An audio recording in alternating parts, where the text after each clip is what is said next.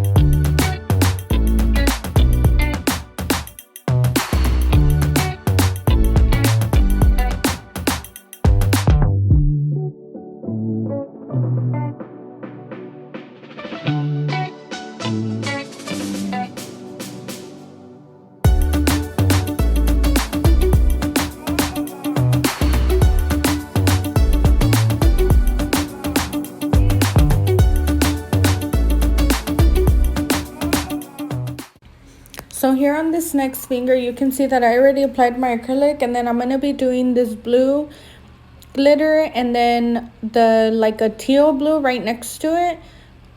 These are kind of just like rainbow inspired now, so that's why I decided to do like different colors on each nail. And then I don't know why this blue glitter kind of bled through with the liquid, so that's why you'll see that it's a little more runny and not transparent, but the blue kind of shows through. If you can see how that looks, I didn't really care for it, but since I was already using it and it doesn't look too bad, I just continued.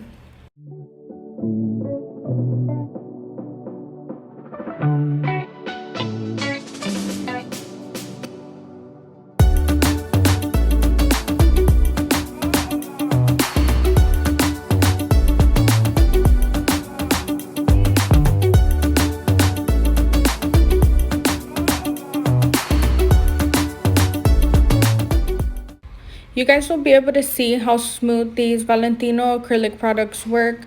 They're not very runny. They kind of have a very good consistency. So as long as you have like a right liquid to powder ratio, your acrylic will run down smoothly. You just kind of have to pat it and drag down as ever is needed, however you want to place it. It gives you enough time to work with it. It doesn't dry out too soon, so that's kind of nice as well. The drying time is pretty good on it. And then you'll see me do the same acrylic application for each nail as I am doing here. since it's gonna be my base for all this glitter design and I'm still gonna encapsulate, I don't want it to be too thick. So you'll go ahead and see me do that. And then here I'm applying green. Next to it, I think it's yellow that I'm gonna apply. So you're gonna see how I go ahead and place that. I'm just picking up a clear bead of acrylic, not too big, and then I'm like lightly touching the glitter container on the side to pick some glitter up, and then I just go ahead and place it on the. Now I'm still going to add that clear layer like I said, so it's not making it too bulky, but I just kind of do that so they stay in place and they're not like really popping out too much, so that way when I encapsulate it is a little bit easier to do so as well. And then you'll go ahead and see me finish up that now, and I'll let you guys see. The other one is gonna be orange and red.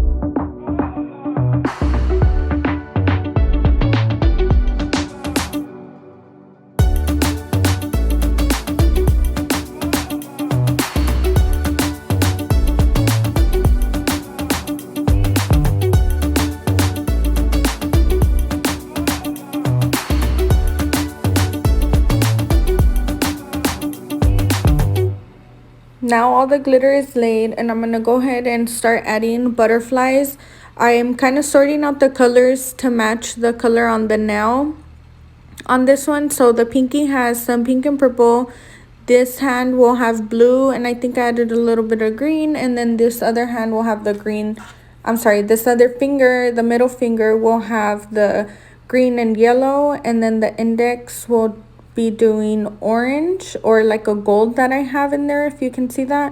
So I got these butterflies at my local nail supply store, so they're pretty easy to find now. You can find them on Amazon, a nail supply store, almost anywhere, even online. There's so many stores that you guys can get a hold of these butterflies. They're super cute. You can use them with ombres, solid color nails, clear nails, and they kind of add a nice cute pop to them, especially because that's kind of what's trending right now, the whole butterfly thing. So I added this clear on top of it. As you can see, it's a very thin layer, literally just so nothing is filed off when I'm working, because I did add that clear in between with the glitter. And that's also how I place my butterflies. I pick them up with the clear, a little bit of clear bead, and then I go ahead and place them just so they're like semi-encapsulated, I guess you can say, until this part that I encapsulate the full nail. And then you will see that the shape is getting a little bit out of like its shape itself. It kind of looks a little crazy and bulky. So that's just because I didn't fully shape earlier, just because the tips are not glued and it was giving me a lot of trouble. So now that I'm shaping, I'm going to go ahead and perfect my shape and do everything that I need to do for my set to look flawless and all consistent throughout the 4 fingers. This is kind of how I shape. The sides, you just want to angle your file a little bit when you're doing coffin. You don't want to make it too straight, just so you don't cut your client, because the files can be really sharp at times. And this one that I'm using is a 80/80 grit, so it's very coarse and the edges are very sharp. So sometimes what I do, if it's too sharp to work with, I just go ahead and grab a brand new file and I kind of just scrape the edges of the file that I'm going to be using against it back and forth, so that way it kind of dulls out a little bit and it's not so sharp. So that's how you can kind of dull out your file if your edges are too sharp. And then you'll see me continue to shape right here. This is the nail that I didn't shape for sure because it was giving me a really hard time to stay glued down to the hand. And then I'm going to be going and shaping that, fixing it up, making sure that they're all straight. And then this is how I measure to make sure that my nails are all consistent and the same length. I use the tip cutter. It has like a little, well, it has 3 different little areas on it that I measure out, like medium to the screw, above the screw long, and then underneath the little half moon part would be short. Anything under that is short. So that's a pretty cool tip that you guys can use if you don't know how to measure the nails without knowing if they're all the same. And then of course you want to check all your angles once you're done to make sure that your nails are even and you don't have no bumps or anything like that. And filing, I'm gonna be using my Mani Passport from Koopa. This drill I've had for a few years now, so it's my go-to. I really like it. I'm using the medium gray on the bit, so nothing too coarse, just kind of to smooth out the nail and perfect any flaws that I left behind. So you'll go ahead and see me work over the top. You kind of just want to go back and forth a little bit and then smooth that nail out as best as you can. I like to file underneath on the tip right there, just a little bit on the free edge, just to even it out a little bit. Sometimes make it more of a C curve if the tip is too flat or something. Some clients like it to be more C curve and some don't. It's just kind of preference and what you want to do for your client. And so you'll see me work around the cuticle area and over the top. Usually I like to keep my steps consistent, so what I do to one nail I'll do to all 4 unless it's not needed. But for the most part I like to do the same thing for each nail. And here I'm gonna be adding some bling. I really liked how they looked without the rhinestones, to be honest, but I didn't really realize that until after I added it, and then they just became really extra. So you'll see me do that. And then I'm using the Valentino Beauty Pure Diamond Gel. I recently got it and I really like it. It holds pretty well. I don't have any complaints on it so far. I've used it on myself and I've liked it. All the rhinestones held on pretty good. So I've been using that for a while, and you'll see me go ahead and do that. I'm just gonna kind of add random designs with these rhinestones around, like around the cuticle area, and then see what I do from there. I didn't have any specific idea for this. I just knew I wanted it to be colorful. But then I decided to add bling and the butterflies and so on. So it came out pretty cute. I hope you guys enjoyed the video. I'm going to be finishing up shortly here. So if you guys have any suggestions on any designs that you would like me to do, please leave them down below. I will be posting more videos. So stay tuned. Don't forget to subscribe and like my channel. Thank you guys.